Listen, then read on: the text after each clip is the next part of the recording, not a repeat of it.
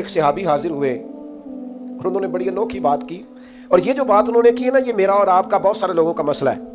اس طرح کی باتیں ڈھیر سارے لوگ آ کے کرتے ہیں۔ انہوں نے آ کے عرض کی، یا رسول اللہ صلی اللہ تعالیٰ علیہ وسلم، میرے چچا زاد بھائی ہیں، میں ہمیشہ ان کے ساتھ حسن سلوک کرتا ہوں، انہوں نے کبھی بھی میرے ساتھ نہیں کیا۔ مجھے جب بھی ان کی ضرورت پڑی ہے انہوں نے انکار کیا ہے، اور انہیں جب بھی ضرورت پڑی ہے میں حاضر ہوا ہوں۔ یا رسول اللہ، اب تو میں اتنا پریشان ہوا ہوں کہ میں نے قسم اٹھا لیا کہ اب میں بھی ان کے کسی کام نہیں آؤں گا، طے کر لیا ہے۔ تو حضور حکم کیا ہے؟ میں قسم اٹھا آیا ہوں کہ بس ختم۔ تو نبی پاک علیہ السلام نے فرمایا، میں تمہیں حکم دیتا ہوں کہ قسم کا کفارہ دے لے اور ان کے ساتھ اس نے سلوک ہی کر۔ تو اپنا رویہ ان کے بارے میں وہ نہیں کر سکتا جو ان کا رویہ، تو نے اس نے سلوک کے۔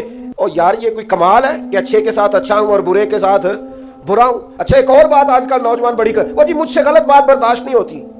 صحیح بات کو بھی برداشت کرنا پڑتا ہے، برداشت ہی غلط بات کرنی ہوتی ہے، غلط رویہ ہی تو برداشت کرنا ہوتا ہے، صحیح کو تو برداشت کرنا ہی نہیں پڑتا۔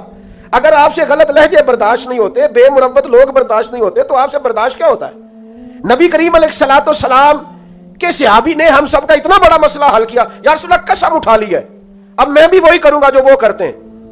تو حضور نے گویا سبق دیا، میرے غلاموں کی یہ شان نہیں۔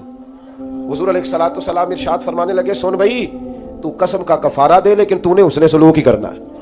تو نے اپنا رویہ ان کے ساتھ کبھی بھی غلط نہیں کرنا، تو نے اپنا رویہ ہمیشہ ان کے ساتھ۔ ایک اور بندے نے آ کے عرض کی تھی، یا رسول اللہ صلی اللہ علیہ وسلم، میرے رشتہ داروں کا سلوک میرے ساتھ بڑا ہی جاہلانہ ہے، میرا رویہ ان کے ساتھ اچھا ہے۔ ویسے میں اور آپ تھوڑا تجربہ کر لیں، وہ صحابی تو سچ بول رہے تھے بالکل۔ ہمارے ہاں ڈھیر سارے لوگ اس معاملے میں سچے بھی نہیں ہوتے، وہ کہہ رہے ہوتے ہیں میں رشتہ داروں سے بڑا اچھا ہوں، پر یہ تو دوسرے سے پوچھیں گے تو پتہ چلے گا، یہ تو سامنے والا اپنا رویہ بتائے گا تو پھر سمجھ آئے گی، ورنہ تو پنچایت میں ہر بندہ یہی کہہ رہا ہوتا ہے کہ سب سے زیادہ نیک میں ہی ہوں۔ آپ جس کی بات سنیں وہ فل سچا ہوتا ہے، یہ تو دوسرا بھی اپنی بولی بولے گا تو پھر بات سمجھ میں آئے گی۔ لیکن صحابی نے عرض کیا، یا رسول اللہ صلی اللہ تعالیٰ علیہ وسلم، میں نیکی کرتا ہوں، وہ جہالت کرتے ہیں، بدتمیزی کرتے ہیں، زیادتی کرتے ہیں۔ یا رسول اللہ، میں پیار کرتا ہوں، ان کی طرف سے ہمیشہ جفا ہوتی ہے۔ تو یہ مروت سکھائی ہے حضور کے اخلاق نے۔ میرے کریم محبوب فرمانے لگے، اگر واقعی ایسا ہے جیسا تو کہہ رہا ہے کہ وہ زیادتی کرتے ہیں تو نیکی کرتا ہے، تو کریم فرمانے لگے پھر تو انہیں راکھ چٹا رہا ہے۔ اور حضور فرمانے لگے، جب تک تو ایسا کرتا رہے گا رب تیری مدد فرماتا رہے گا، اللہ تیرے لیے مددگار پیدا کرے گا۔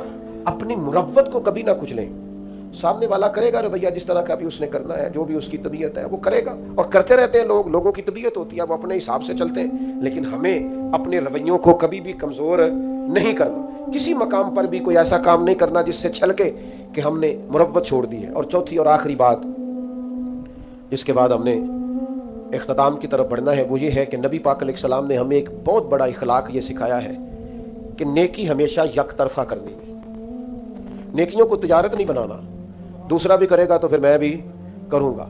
یہ ہمارے ہاں نا ایک رواج ہے کہ وہ میری طرف آیا تحفے بڑھا کے تو پھر میں بھی اس کی طرف تحفے بڑھا کے جاؤں۔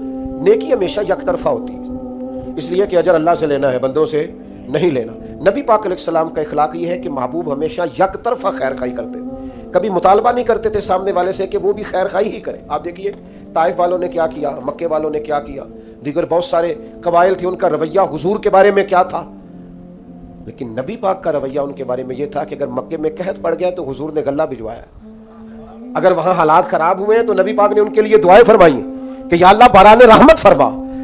وہ لوگ بدر کے اندر تلواریں لے کر لڑنے کے لیے آئے، لیکن حضور کا عالم یہ ہے کہ محبوب فرماتے ہیں ان کی رسیاں ڈھیلی کر دو، اگرچہ یہ لڑنے آئے تھے اور ہمارے قیدی بنے ہیں، اگرچہ ان لوگوں نے بڑا ستایا تھا، پر حضور فرمانے لگے یہ ہائے ہائے کرتے ہیں تو مجھے نیند نہیں آتی۔ نیکی یک طرفہ ہوگی۔ آپ یہ اس چکر سے اگر تو اخلاق والا بننا ہے تو پھر اس چکر سے نکل آئے کہ میں نیکی کروں گا اور جواب میں دوسرا بھی نیکی۔ سینکڑوں لوگوں سے، اور اگر میں یہ دعویٰ کر دوں تو شاید سچا ہوگا کہ میں نے زندگی میں ہزاروں لوگوں سے بیٹھ کر گفتگو کی، لیکن ہمارا طریقہ کار وہ نہیں جو اعلیٰ اخلاق نبی کریم نے ہمیں سکھائے۔ ہم صرف اپنے دوستوں کی اور اپنے گروپ کی تعریف کرنے کے قائل ہیں، حق پرست نہیں رہے، ہم گروہ پرست ہیں۔ ہمیں اپنے گروپ، اپنے گروہ، اپنے لوگوں، اپنے حلقہ احباب مجھے کہہ لینے دو۔ وہ صرف ایک ہی آستانے کے مرید اگر سارے ہو جائیں تو پھر ہی وہ ٹھیک ہو سکتے ہیں۔ اہل حق کا صحیح عقیدے کا بھی دوسرا بندہ ہو تو ٹھیک نہیں ہوتا۔ اس قدر زیادہ چھوٹی اور محدود سوچیں۔ اور بس ایک مخصوص سے دائرے میں بند ہو کر زندگی گزارنے والے مسلمان، امت کا تصور کہاں گیا؟ ارسلت الی الخلق کی بات کہاں گئی؟ اس طرح کے کچے اور کمزور نظریات اور اس طرح کی پلپلی باتیں. میرے ایک دوست نے مجھے ایک دفعہ کہا، پیر بھائی نے کہنے لگے ہم کسی اور جگہ بھی جا سکتے ہیں. میں کہ پتر ایک نہیں تو 100 جگہ پہ جا. خیر مومن کی گمشدہ میراث ہے، جہاں سے ملے وہاں سے لے لو. ہاں ایک بات ضرور ہے، اس کو ضرور آپ ذہن کے اندر رکھیں کہ کسی مقابلے پہ نہ اتریں، کسی ایسے چکر میں نہ پڑیں. وہ کسی بزرگ نے کسی سے کہا تھا پیر 2 بھی ہو سکتے ہیں، اس نے کہا نہیں اس طرح کر، یہ رویہ بنا لے کہ والد ایک ہوتا ہے، چچا 15 بھی ہو سکتے ہیں، 20 بھی ہو سکتے ہیں، چلے اس طرح کا مزاج بنا لیں. لیکن ہماری طبیعت اور مزاجوں کے اندر جو گھٹن آئی ہے وہ خوفناک ہے. یک طرفہ نیکی کا مزاج بنائیں. تو ایک تو آپ کی خدمت میں آج یہ بات عرض کی ہے کہ کوشش کریں درگزر اور معافی کا مزاج پیدا ہو، اور دوسرا خاص کر اپنے ماتحتوں کے بارے میں اپنا رویہ ٹھیک ہو، اور تیسرا تھوڑا مروت والا مزاج بنائیں. ہاں جہاں حق بات کہنی ہو ضرور کہیں، لیکن کچھ مروت ہو. ہر وقت ہی تلخ رہنا اور بے باک رہنا اور جو منہ میں آنا کہہ دینا. قاتل کو کوئی قتل کے آداب بتائے، دستار کے ہوتے ہوئے سر کاٹ رہا ہے. اور کسی نے کہا تھا کہ تعلق توڑ دینے کے بھی کچھ آداب ہوتے ہیں اور کسی کو چھوڑ دینے کے بھی کچھ آداب ہوتے ہیں. کوئی تو مروت آپ کے مزاج میں ہو. ہر وقت کی تلخی، ہر وقت کی ناراضگی، کسی کے بارے میں آپ کے یہاں خیر کے جذبات نہیں، یہ کبھی ایسا رویہ نہ اختیار کریں. اور چوتھی اور آخری بات یہ، نیکی کو یک طرفہ بنائیں، نیکیوں کو تجارت نہ بنائیں کہ سامنے والا کرے گا تو پھر میں کروں گا. اللہ تعالی ہماری حاضری قبول فرمائے.